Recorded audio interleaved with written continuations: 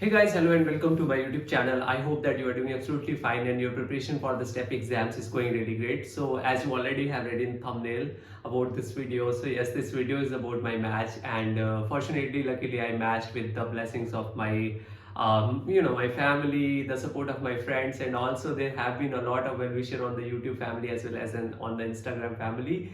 So thank you everyone, and yeah, we did it. So first of all, my apologies for making this video so late because I had been occupied with so much of paperwork and I just wanted a moment and obviously few days to let that feeling sink in and try to reflect back and then share everything with you guys. And my next apologies for that this video is like totally unscripted video. I don't have any script. This is just a random flow of thoughts and I will try to be as candid as I can. So if I take a break in between and if I go jittery, so please excuse me for that. So yeah, I'm thinking that I will try to share this video in few parts. Like first of all, I will talk a little bit about my background and my story and when I took my exams. Then I will talk about my US clinical experience. Then I will talk about the interview season, and finally I will talk about the match. So this video can go a little long, but I promise one thing that I will try my best to be as honest as I can, and I will try my best to give you a genuine advice out of it. And I'm hopeful that this video will be helpful to someone who is in the same boots as I was in maybe 2 3 years back, coming from a very humble background and trying to achieve this feat, which is like I would say biggest in the medical thing. So yeah, a little bit about my background story. I come from a very small village in the northern state of India, and I did my high school from there, and I moved for higher education to a small city where I did my higher secondary school, which is like 2 years after your high school, and then I entered into med school over there. So I started my medical school in 2015, and I graduated like 2 years back. So it was in my medical school that I was lucky to find some people who were doing USMLE journey, who were my seniors, and I was, kind of inspired by them, and I wanted to do that, but I didn't had the reason why to do that. But it seemed to be a great thing because the education and I would say the pattern of studies that they were doing that really inspired me because I just had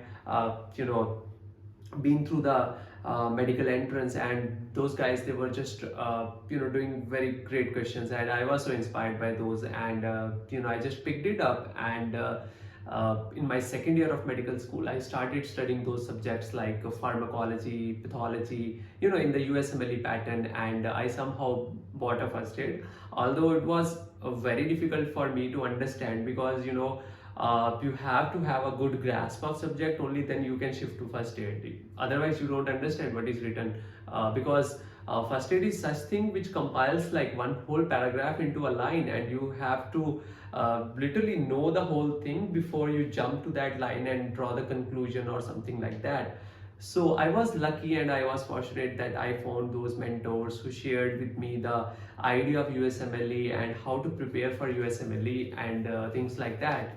And so in my second year, I somehow started preparing for it, but I was not sure when I will be taking the step 1 exam. And when I went to third year, I again studied along with studying for my med school and university exam. In India the university curriculum is really strict, and it is really difficult to pass the exams. So I couldn't afford to just shift my whole focus on USMLE and totally ignore that. So it was kind of a fine balance where I was studying USMLE and also was studying for those university exam.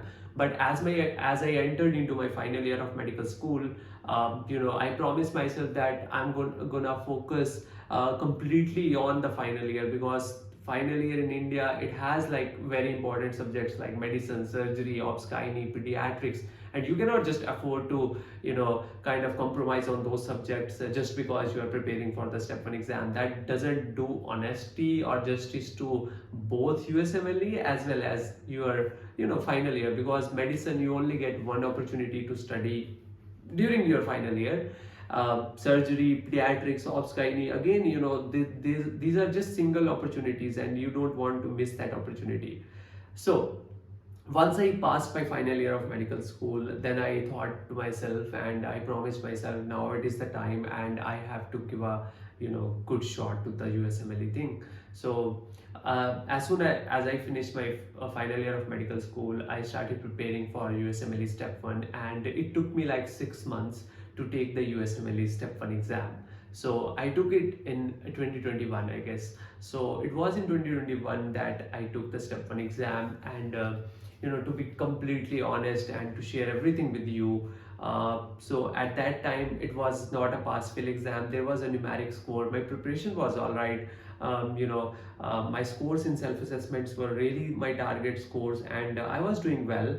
But once I got my final results, I was taken a setback because it was not something that I had expected.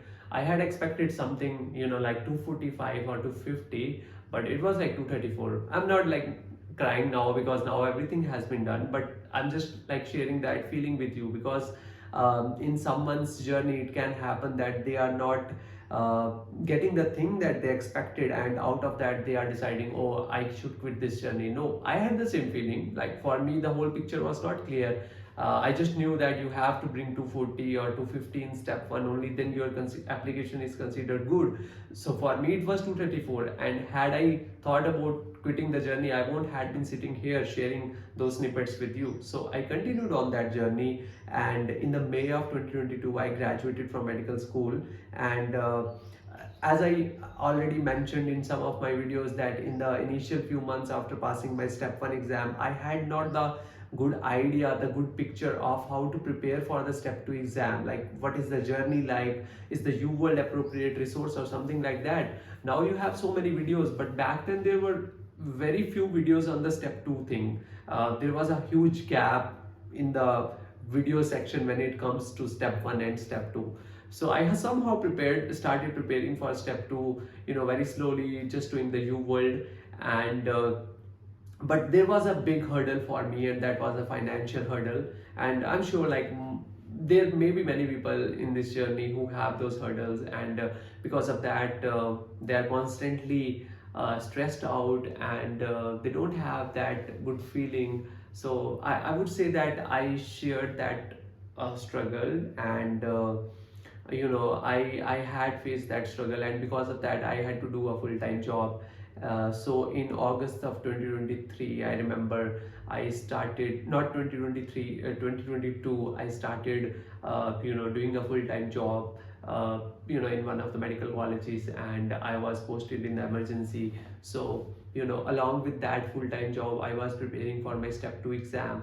So my plan was all delayed. Initially, I had planned to take it in July of 2022 and apply in the same year as my year of graduation. But since I had that financial thing going on, and I had to support and plan other things as well, for example my US clinical experience, so I decided to take a little break and do it later, maybe next year. So I worked almost for 10 months till May of 2023, and in May of 2023 I took a break, or I would say I just resigned the job because I wanted to study in a whole dedicated manner. And in the August of 2023 I took my step 2 exam, and fortunately, luckily, I had a jump of 20 points from my step 1 to step 2, and I scored 254 on my step 2 CK exam. Now in between this point, in between this phase, when I was doing my job and was preparing for my step 2 CK exam, two very important things happened.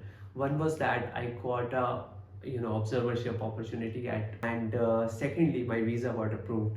So these two things were very important, and they were I would say the turning point, because they gave me a literal confidence that you can do it and you should do it. And so I resigned the job with that confidence, and I sat at home and prepared for my step 2 CK exam. In the August of 2023 I took that CK exam. I know August may seem, oh, that late, but my rotation in the month of August, and it was literally a day like before my flight to US that I took my step to seek exam. And now if I look back at it, I would say it was not that wise decision, but destiny and all that things, I really believe in that, because what is gonna happen will happen. So I took my step to seek exam, and I moved to US for my clinical rotations, and I did and in the month of August. And again, I also got an opportunity to rotate at September. So those were observership opportunities where so apart from that, throughout the journey I had done two tele rotations where I was just tele rotating, which means that I was at my home and I was just seeing the doctors, taking care of the patients uh, via web.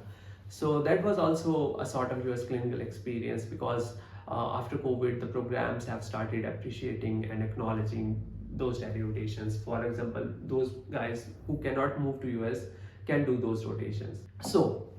So I took my step to seek exam, and I did rotate at these two amazing places. And in the September of 2023, I applied for my first match cycle. And this was really I would say a very like I was naive. Okay, so this was the first time I was applying, so very excited.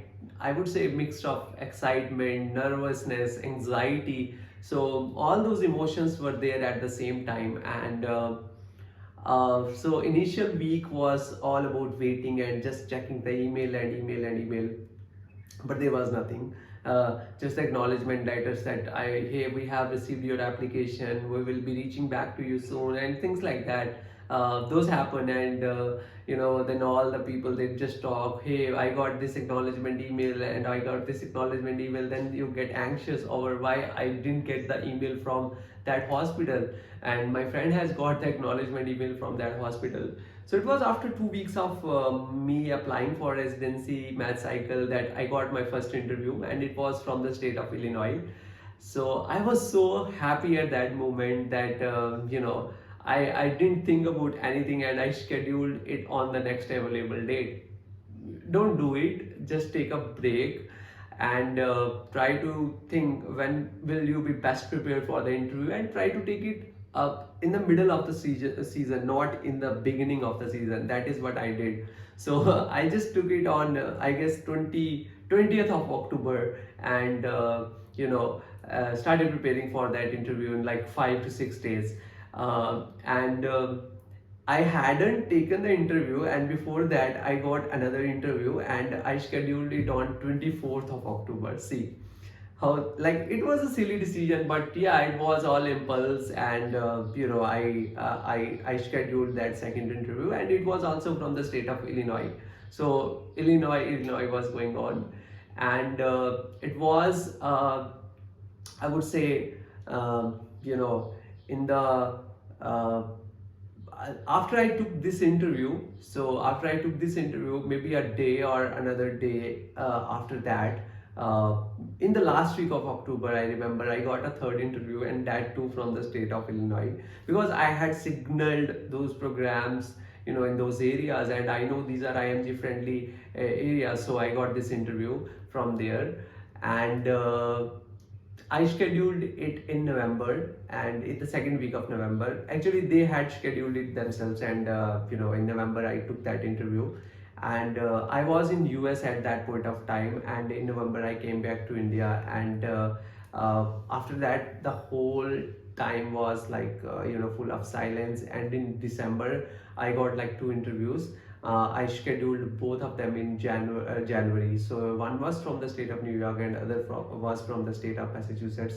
And I took them in January, and after that there was a whole period of silence. I was sending the letters of intent, letters of interest to programs, but I didn't get much of interviews. Like, it was only 5 interviews that I got, and that was whole, I would say. And my friends were still getting interviews, and uh, I was like, okay, I have done good in these interviews, and I believe in myself, and let's see what happens. So apart from that, I was doing a regular job. After coming back to India, I was doing a regular job, like the job which I used to do previously. So I was trying to keep myself busy and busy and busy. So in the March, uh, it is the match day, and you have the match week and all that stuff. But there is a huge feeling of anxiety. You are just anxious all the time.